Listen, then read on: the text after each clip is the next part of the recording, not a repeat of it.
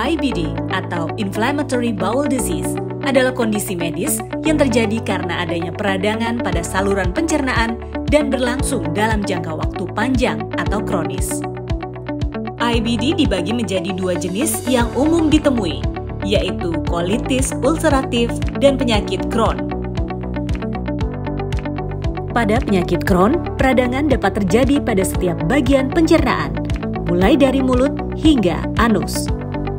Peradangan bersifat transmural atau menyerang setiap lapisan usus. Luka pada penyakit Crohn bersifat tidak merata atau skip lesion. Komplikasi yang dapat terjadi meliputi fistula, striktur, abses. Fistula yakni terbentuknya suatu saluran yang tidak normal, striktur atau penyempitan saluran akibat jaringan parut. Abses yaitu suatu kumpulan nanah akibat infeksi.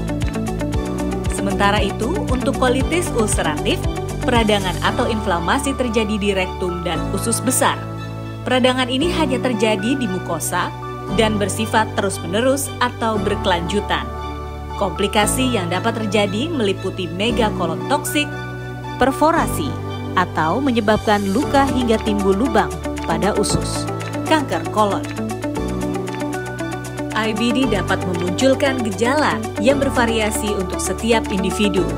Gejala IBD dapat berubah sepanjang waktu dan keparahan gejalanya dapat berkisar dari derajat ringan hingga berat.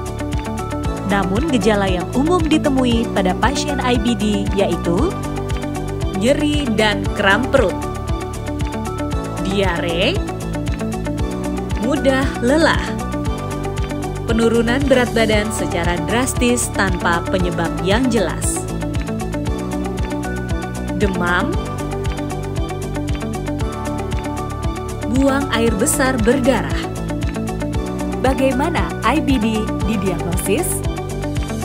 Pemeriksaan riwayat pasien dilakukan untuk memastikan tanda dan gejala klinis yang dialami pasien saat ini serta yang dialami di masa lampau.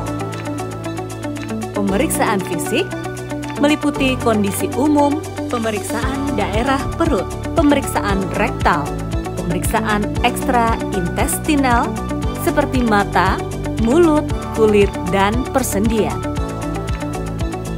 Selain itu, pemeriksaan laboratorium, termasuk pemeriksaan darah dan pemeriksaan feses, membantu menyingkirkan penyebab lain dan menegakkan diagnosis.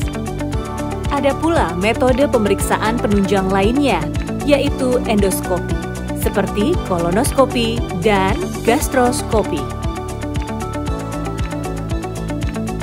Biopsi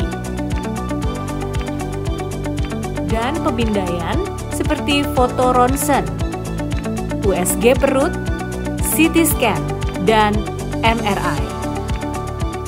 Pengobatan yang dibutuhkan untuk pasien IBD terdiri dari pengobatan simptomatik, pengobatan definitif, dan suplemen. Pengobatan simptomatik ditujukan untuk meredakan gejala yang dialami pasien IBD, maka dari itu pengobatan simptomatik yang diperlukan dapat berupa antidiare, analgetik atau obat pereda nyeri, dan antipiretik atau obat penurun demam.